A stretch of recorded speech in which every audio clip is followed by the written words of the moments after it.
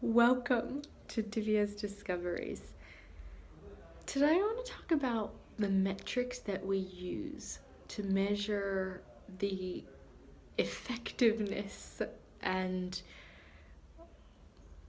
whatever is important to us in our lives. So there are a few contexts that I had this learning emerge in me yesterday. One was when I was at a women's entrepreneur luncheon, and one of the speakers was talking about the 5 or 6 metrics she uses to measure the success of her business.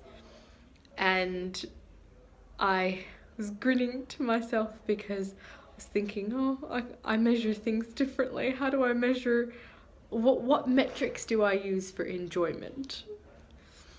And then I had a session with a client later in the day, and this person had, when he arrived, and I asked him, "How was your day?"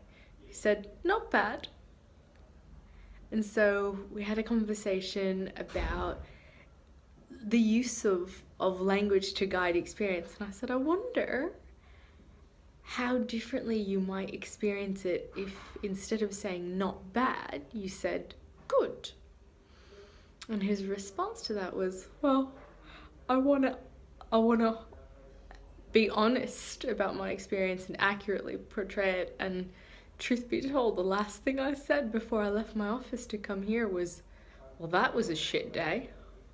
And I said, oh, tell me about that. Tell me about what made it a shit day. And we talked about the metrics that he was using, which in this case was just one metric, and based on that one metric, he was falling short of what he had defined as a good day.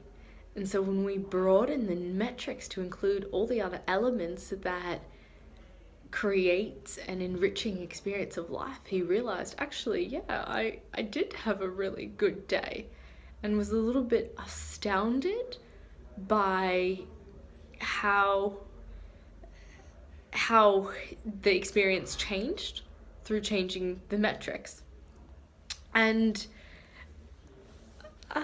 because I know this person has children, as many people do, and loves them dearly, I asked, what would you say if someone asked you, what sort of return on investment do you get from your children? And he laughed, as though that was the most absurd question he'd ever heard. And so I shared with him, actually, that's the metric that I used to use for children. And that's probably why I didn't want them, because I didn't see them as a worthwhile return on investment. One invests a great amount into them, and then it's kind of a risky and an uncertain return on investment. There's no guarantee that they're going to take care of you when you're old, and that's the metric that I used. So then along came Michael, my partner, who has a child, and when I realized that I created a lot of tension and stress and grief in my experience, I would experience a lot of resentment during school holidays when his son was with us. I knew I had to change that metric because I wasn't creating the experience of life that I wanted. So that's what it comes down to, is what's the experience of life that you want to have? And then how can you create it?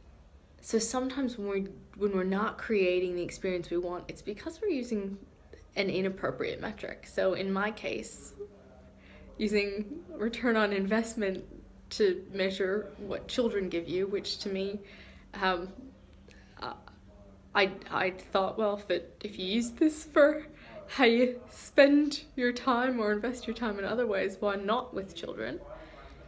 I just didn't get that memo, but I had to change the metric to create a different experience of life. And when I did, it is different.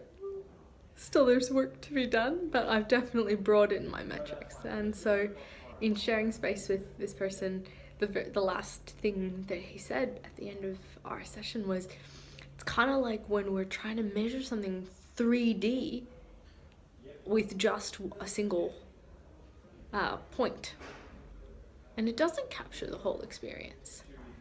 So I'm just going to invite you to be conscious of, whenever you're experiencing stress or struggle, or whenever creating any sort of shit experience in your life, what metrics are contributing to that. So that's my discovery for you this week. I hope you have an epic week, and I will look forward to connecting with you soon.